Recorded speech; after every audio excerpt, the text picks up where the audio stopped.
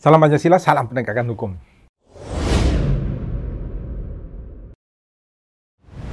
Hukum ini dari Markus Metang, ini dia tanya, dia ditangkap dengan barang bukti narkoba 0,28 ya, atau di bawah 1 gram, lengkap dengan alat isap, terbukti dia adalah seorang pemakai, tetapi dia divonis dengan pasal 114, hukuman 5 tahun 6 bulan. Kemudian yang jual ini malah tidak diapa-apakan. Dia tanya bagaimana solusinya. Rumah Pancasila dan Klinik Hukum kemarin ya, sebelum terjadinya COVID itu, kami mendapat informasi di LP ya, Gedung Pane, makanya kami turun. Ada lebih dari 50 orang ya, narapidana narkotika yang hukumannya sama itu. 5 tahun ke atas, kemudian kami bantu untuk PK, peninjauan kembali. Semuanya dikabulkan oleh hakim di Mahkamah Agung. Turun semua vonisnya, hanya disesuaikan dengan masa tahanan mereka di LP. Jadi ada yang 1 tahun, 2 tahun, turun semua. Dari 5, 6 tahun turun ke bawah.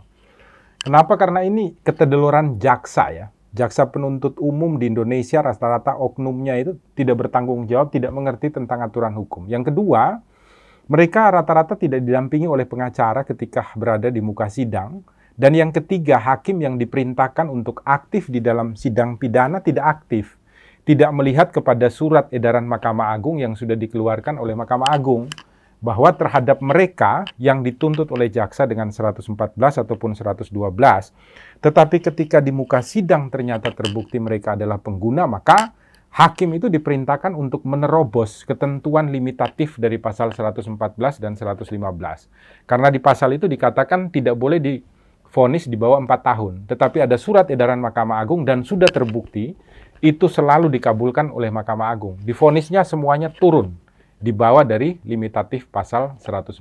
Sehingga solusinya apa? Solusinya Anda mengajukan PK. Kalau Anda bingung nanti bisa kontak aja ya ke Instagramnya Rumah Pancasila. Nanti tim penasihat hukum dari Rumah Pancasila akan bantu memberikan contoh draftnya seperti apa yang harus Anda susun sehingga Anda bisa ajukan PK ke Mahkamah Agung, dan kami berharap nanti Anda bisa dibantu untuk hukumannya menjadi turun sesuai dengan masa tahanan seperti yang sering dibantu oleh Rumah Pancasila. Ke depan ya, oknum jaksa tolonglah Anda harus mengerti tentang ketentuan aturan hukum, apalagi sekarang sudah ada juga ya ketentuan yang dikeluarkan oleh Jaksa Agung, tata cara untuk penanganan mereka yang terlibat di dalam narkotika. Gunakanlah itulah.